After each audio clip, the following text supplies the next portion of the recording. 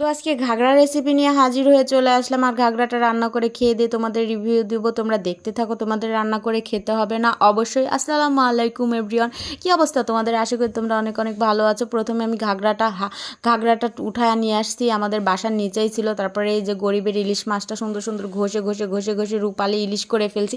তারপরে আমি এই দেখো ঘাগরাটা কেটে নিছি।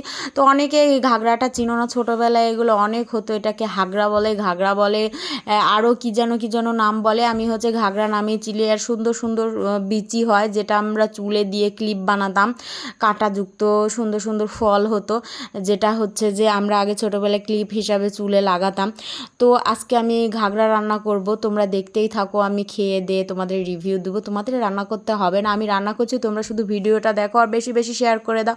তারপরে আমি গরিবের ইলিশ মাছটা রান্না করছিলাম, পেঁয়াজ তারপরে তেজপাতা জিরা দিয়ে সুন্দর করে ভেজে তারপরে সকল রকমের মশলা দিয়ে দিব, আদা বাটা, জিরা বাটা, রসুন বাটা, পেঁয়াজের উপরে সব কিছু দিয়ে আবার সুন্দর করে কষে নেব। দেখো হলুদ গুঁড়ো, ঝাল গুঁড়ো সব কিছু দিয়ে দিচ্ছি। যেভাবে রান্না করো, রান্নার কোনো বিষয় না, এখন সবাই রান্না করতে জানে, কানারাও শুনে শুনে রান্না করতে পারে ইউটিউব ভিডিও দেখে। তারপর আমি সুন্দর মতো মাছটা দিয়ে কষিয়ে নিচ্ছিলাম। প্রথমে আমি লেজটা দিলাম, মাথা দিলাম, পেটি দিলাম, তারপরে গাদা দিলাম। আর আমি লেজটা বড় রাখছি, ওটা আমি খাবো এই জন্য। আর আমার মেয়ে মাছ খেতে চায় না, কোনো মাছই খায় না, তো এই মাছটা একটু খায়, বেশি না, ওর ভালো লাগে না, কোনো মাছই আমার মেয়ে খায় না।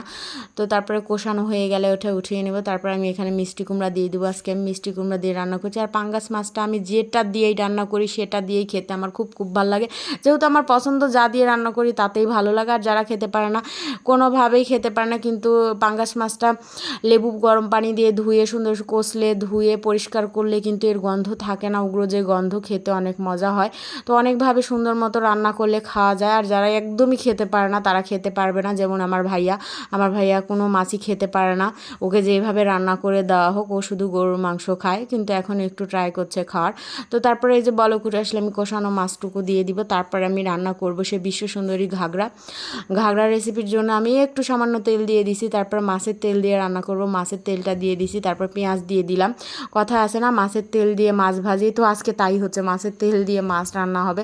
তো তারপরে পেঁয়াজ, তারপরে গোটা জিরে দিয়ে, তারপরে আদা রসুন বাটা দিয়ে, পানি দিয়ে, তারপর সকল রকমের গুঁড়া মশলা দিয়ে সুন্দর মতো কষিয়ে নিব। ঝাল গুঁড়া, হলুদ গুঁড়া, মানে যা যা গুঁড়া আছে সব কিছু দিয়ে সুন্দর মতো কষিয়ে নিব। আমি মাছের পিস দিব না এটাতে, কারণ যদি না খাওয়া যায় আমার মাছটাই নষ্ট হয়ে যাবে, এই জন্য আমি এই দেখো সেই বিশ্ববিখ্যাত ঘাগরা দিয়ে দিলাম। তারপরে দিয়ে দিলাম আলু, আর এখানে আমি মাছের পাখনা দিয়ে রান্না করব। এই দেখো পাখনাটা চলে গেল, মাছের পাখনাও আমি ফেলে দিই না, অন্য সময় আমি এটা ভাজি করে খেয়ে ফেলি। তো আজকে ঘাগরাতে রান্না করে, ঘাগরার মধ্যে দিয়ে রান্না করে খাবো, দেখি কেমন হয়। এটা আমি প্রথমবার খাচ্ছিলাম, আর আমার এই মাছের ফাইনাল টাচে আমি ফাইনাল জিরা গুঁড়োটা দিয়ে দিলাম।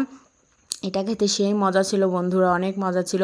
তো তারপরে দেখি ঘাগরার কী অবস্থা। তো আরেকটু ঝোল কষে আসবে, তো খেতে কিন্তু মাশাআল্লাহ অনেক ভালো ছিল। আমি খেয়ে দিয়ে তারপর রিভিউ দিচ্ছি।